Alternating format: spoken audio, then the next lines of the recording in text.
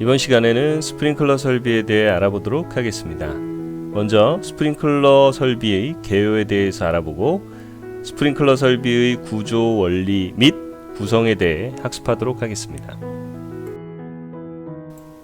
스프링클러 설비의 개요. 스프링클러 설비는 우리 주변에 흔히 있는 설비입니다. 잘 알고 있는 설비이지만 또 여러가지 오해와 잘못 알고 있는 내용들이 좀 있습니다. 이번 시간을 계기로 제대로 한번 알아보도록 하겠습니다. 먼저 스프링클러 설비의 개요. 물을 소화하는 자동식 소화 설비입니다. 화재 발생 시 천장, 벽 등에 설치된 스프링클러 헤드에서 물이 방사되어 화재를 진압할 수 있도록 하는 소화 설비입니다. 그리고 스프링클러 설비의 특징은 물을 소화 약재로 사용하는 자동식 수계 소화 설비입니다. 그리고 주된 소화 효과는 냉각 소화고요. 부수적인 소화 효과는 질식 소화를 하고 있습니다. 세 번째로 화재 초기 단계의 소화에 절대적인 효과를 발휘할 수 있습니다. 그리고 화재를 자동으로 감지하고 자동으로 경보하고 자동으로 소화할 수 있는 아주 우수한 소화 설비라고 할 수가 있겠습니다. 스프링클러 설비는 옥내 소화전 설비와 더불어 대표적인 소화 설비입니다. 옥내 소화전은 수동식, 즉 사람이 직접 작동시켜야 하는 방식인 반면에 스프링클러 설비는 자동식 소화 설비입니다. 그 큰 특징으로는 자동으로 감지하고 경보하고 소화할 수 있는데요. 어떻게 스프링클러 설비가 화재를 자동으로 감지하고 또 경보도 해주면서 또 자동으로 소화까지 하는지에 대해서는 구조 원리에서 자세히 알아보도록 하겠습니다. 스프링클러 설비의 구성. 먼저 수원이 있어야 되고요. 가압 송수장치, 보통 펌프 방식을 사용하죠. 배관, 음향장치 및 기동장치, 스프링클러 헤드, 송수구, 전원, 제어반 등으로 구성됩니다. 그리고 스프링클러 설비 종류는 습식 스프링클러 설비, 건식 스프링클러 설비, 준비작동식, 일제살수식, 그리고 부압식 스프링클러 설비로 나누어집니다. 이 종류에 대해서는 다음 시간에 보다 자세히 알아보도록 하겠습니다. 네, 스프링클러 설비의 구조 원리입니다. 먼저 스프링클러 설비의 헤드에 대해서 먼저 알아보겠는데요. 화재 시에 가압된 물이 내뿜어져서 방사되어 나오는 기구, 이것을 스프링클러 설비의 헤드라고 합니다. 스프링클러 헤드 혹은 그냥 일반적으로 헤드라고 하죠. 스프링클러의 헤드의 구조는요, 먼저 프레임입니다. 나사 부분과 디플렉터를 연결하는 이음새를 의미하고요. 두 번째, 디플렉터는 반사판이라고도 합니다. 방수구에서 나오는 물을 세분화, 나누는 그러한 작용을 하죠. 예, 부딪혀서 압력이 있는 물이 이 반사판 디플렉터에 부딪히면 물이 좀 쪼개지죠. 그래서 적상주수라고 하는데요. 적당한 물방울의 크기로 깨져서 화재를 진압하기 용이하게끔 만들어주는 역할을 하는 게 바로 디플렉터가 되겠습니다. 세 번째, 가멸체. 이 가멸체, 열을 감지하는 물체인데요. 평상시에는 구멍을 막고 있습니다. 방수구를 막고 있어서 폐쇄하고 있어서 화재 시에 열에 의해서 개방이 되면 작동이 됩니다. 대표적으로 퓨지블 링크 방식이나 유리벌브 또는 글라스 벌브 방식이 있습니다. 네, 스프링클러 헤드의 구조인데요. 좌측에 있는 그림부터 먼저 보시면 프레임은 기둥입니다. 나사 부분과 밑에 있는 반사판 디플렉터를 연결해주는 그런 이음새 기둥 부분이 되겠고요.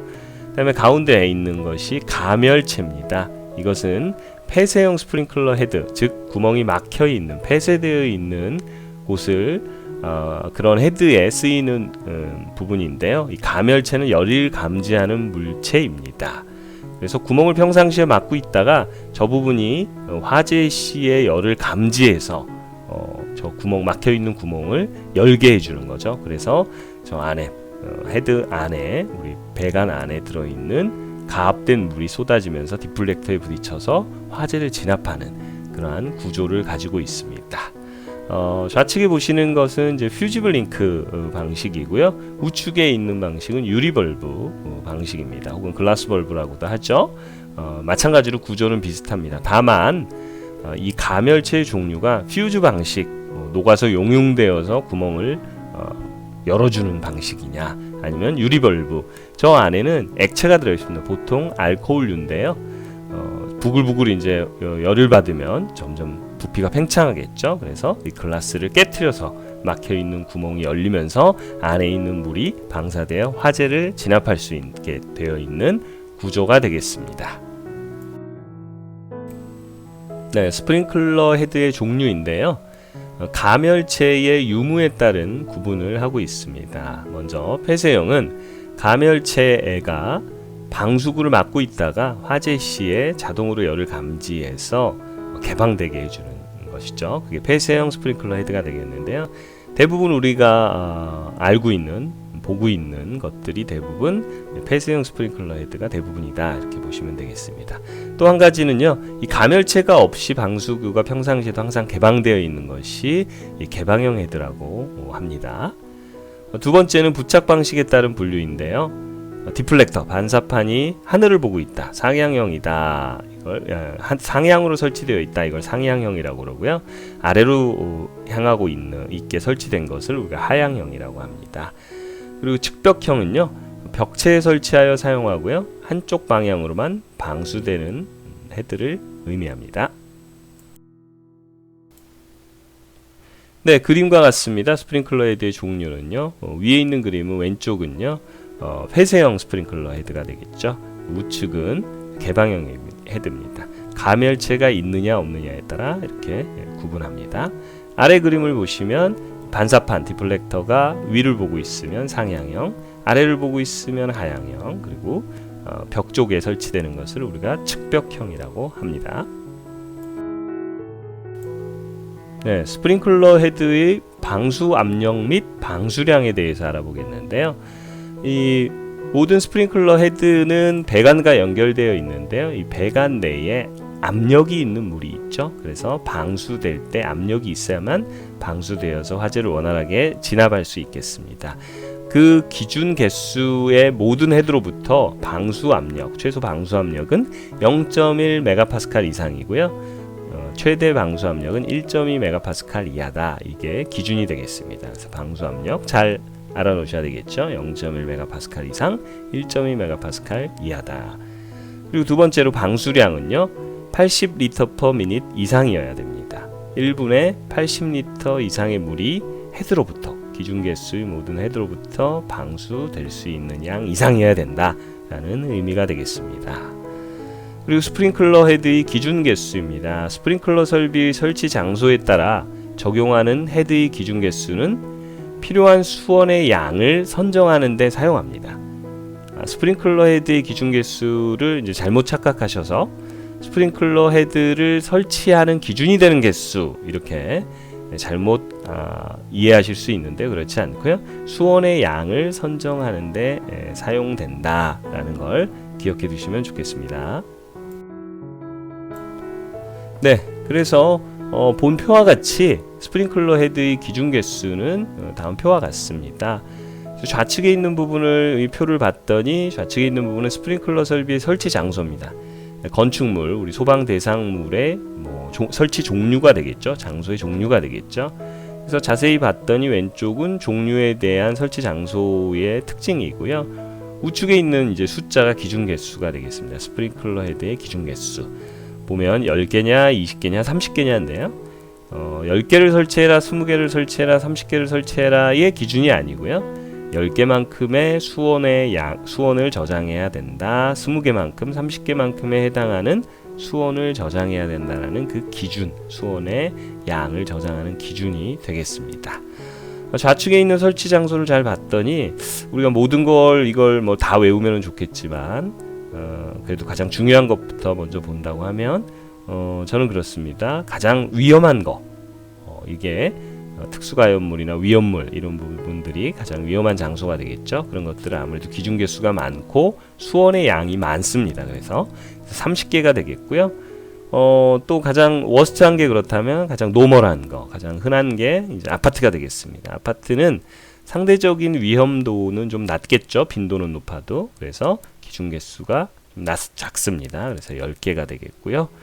또 위험물과 비슷하게 소방에서는 우리가 위험하게 보는 곳이 있습니다. 그것은 바로 고층이나 지하 이런 게 되겠죠. 그래서 맨 아래 보시면 11층 이상의 대상물은 30개, 그리고 지하가나 지하 역사도 역시 30개가 되겠습니다. 네, 스프링클러 설비의 구성: 전원, 가압송수장치, 배관, 음향장치 및 기동장치, 헤드, 송수구, 제어반 등으로 구성되어 있고요. 스프링클러 설비의 수원의 저수량은 폐쇄형 스프링클러 헤드인 경우에는 헤드의 기준 개수 곱하기 1.6m3승 이상의 물을 저장을 해야 됩니다. 이건 아까 80리터 per minute 곱하기 20미닛, 20분이죠. 20분을 곱하면 1600이 되는데요. 이걸 단위 환산하면 1600리터를 단위 환산하면 1.6m3승이 되겠습니다. 20분 동안 방수하는 거고요. 다만 30층에서 49층 정도의 이제 건축물이 되면 더 많은 물의 양이 필요하겠죠. 그래서 더 오랜 기간 40분 동안에 방수할 수 있는 양 이상을 우리가 저수량을 저장해야 됩니다. 그래서 3.2m 3승이 되고 이상이 되고요. 그다음에 50층 이상인 경우에 이제 초고층 건축물 이상은 우리가 4.8m 3승 이상이 되겠습니다. 60분 이상 방수를 해야 되는 내용이죠. 두 번째, 개방형 스프링클러 헤드는요, 설치 헤드 수 곱하기 설치 헤드 수가 30개 이하가 되면 설치 헤드 수 곱하기 1.6m 3승 이상의 물을 저장해야 되고요. 설치 헤드 수가 30개를 초과하면 가압 송수 장치의 1분당 송수량 곱하기 20분을 하는 양 이상을 저수해야 됩니다. 다음은 가압 송수장치 1분당 송수량인데요. 폐쇄형 스프링클러 헤드는 기준 개수 곱하기 80리터 per minute씩 1분당 송수량이 되겠고요. 개방형 스프링클러 헤드는 30개 이하는 헤드수 30개 이하는 헤드수 곱하기 80리터 per minute이고요. 헤드수가 30개를 초과하면 전격 토출 압력과 송수량에 적합할 것이 그 기준이 되겠습니다. 네, 가압 송수 장치, 압력을 가해서 물을 밀어주는 장치를 의미하죠. 그래서 가압 송수 장치에는 총 크게 4가지 방식이 있죠. 그 중에 첫 번째 이제 펌프 방식입니다. 우리가 가장 많이 사용하는 방식이 펌프 방식이 되겠습니다. 그 중에 전격 토출 압력이라는 건데요. 하나의 헤드 선단에 0.1MPa 이상, 1.2MPa 이하의 방수 압력이 될 수 있게 하는 크기일 것이라는 기준입니다. 전격 토출 압력이 그래야 한다는 내용이 되겠죠. 다음 두 번째, 송수량입니다. 0.1MPa의 방수 압력 기준으로 80리터 per minute 이상의 방수 성능을 가진 모든 헤드의 기준 개수 방수량을 충족시킬 수 있는 양 이상일 것, 이런 의미입니다. 좀 헷갈릴 수 있는 내용인데요. 다시 한번 설명을 드리면요. 기준 방수 압력 최소 0.1MPa 이상의 방수 압력, 그런 압력으로 80리터 per minute 1분당 80리터 이상의 물의 방수 성능을 가진 헤드의 기준 개수, 아까 10개, 20개, 30개 있었죠. 이게 그런 방수량을 충족시킬 수 있는 양 이상을 송수해 줘야 된다는 의미가 되겠습니다. 그 정도의 양 이상, 우리가 정해져 있는 양 이상을 가압해서 밀어줄 수 있는 펌프의 성능을 가져야 된다라는 의미가 되겠습니다. 세 번째, 펌프의 종류, 펌프 성능 곡선, 전동기 및 내연기관의 출력, 그다음에 기동용 수압 개폐 장치, 압력 스위치, 충압 펌프는 옥내 소화전의 기준을 준용한다라는 내용입니다. 네, 가압 송수 장치의 펌프 방식에 이어서요, 고가 수조 방식 설명드리겠습니다. 자, 고가 수조 방식에서의 필요한 압력은 마찰 손실 수두, 배관 내에서 마찰이 발생되죠. 그것에서 최소 방수 압력 이상이 합쳐져야만 됩니다. 그거 이상의 높이를 우리가 고가 수조를 설치해야 되겠죠. 여기서 H1은 그래서 마찰 손실 수두고요. 배관의 마찰 손실 수두 높이죠. 높이로 메타로 환산한 게 되겠습니다. 그 다음 10은요 10메타인데요. 이것은 환산하면 0.1MPa이 되겠습니다. 그래서 0.1MPa 이상이 되어야 되고 마찰 손실까지도 보정된 것 이상의 고가 압력이 필요하다. 그 높이 이상에 설치되어야 된다는 의미가 되겠습니다. 고가 수조 방식이 최소 자연 낙차 압력 구하는 공식이 되겠고요. 세 번째 압력 수조 방식은 이렇습니다. 그래서 필요한 압력은 낙차의 환산 수두압과 그다음에 배관의 마찰 손실 수두압을 합친 것에 최소 0.1메가파스칼 이상의 압력을 필요한 압력이 되겠습니다. 그럼 가압 수조 방식은요, 전격 도출 압력과 송수량이 20분 이상 유지되어야 하는 내용이고요. 30층 이상 49층 이하는 40분 이상이고 50층 이상은 60분 이상이 유지되어야 된다라는 그런 의미가 되겠습니다. 가압 수조 방식. 다음 폐쇄형 스프링클러 설비 방호구역과 유수검지 장치의 설치 기준에 대해서 알아보겠습니다. 하나의 방호구역의 바닥 면적은 3,000제곱미터를 초과하지 아니해야 합니다.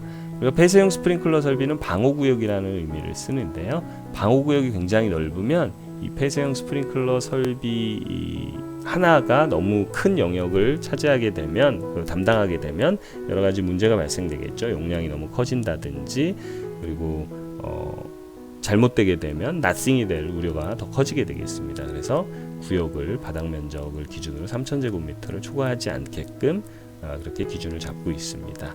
다음 하나의 방호구역에 한 개 이상의 유수검지 장치를 아래의 장소에 설치할 것인데요. 아래의 장소는 이렇습니다. 화재 발생 시 접근이 쉬운 장소, 점검하기 편리한 장소, 저 일반적인 내용이죠.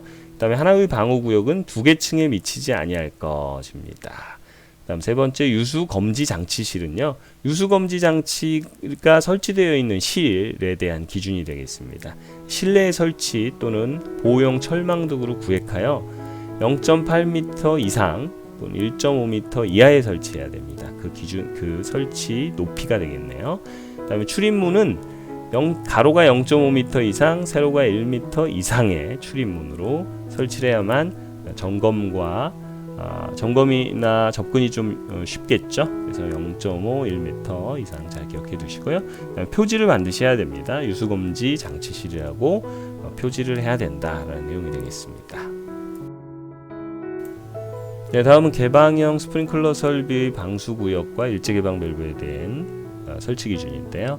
하나의 방수구역은 두 개 층에 미치지 아니할 것, 그리고 방수구역마다 일제개방 밸브를 설치할 것, 하나의 방수구역의 헤드 개수는 50개 이하일 것, 두 개 이상의 방수구역으로 나눌 때 하나의 방수구역 담당 헤드가 25개 이상, 그리고 일제개방 밸브실은 표지를 해야 되고요. 유수검지 장치실의 설치 장소 및 높이를 준용해야 된다라는 내용이 되겠습니다. 앞에 있는 내용과 대동소이하죠. 하지만 개방형보다는 폐쇄형이 월등히 많기 때문에 폐쇄형 스프링클러 설비에 좀 더 집중하시기를 권장드리겠습니다.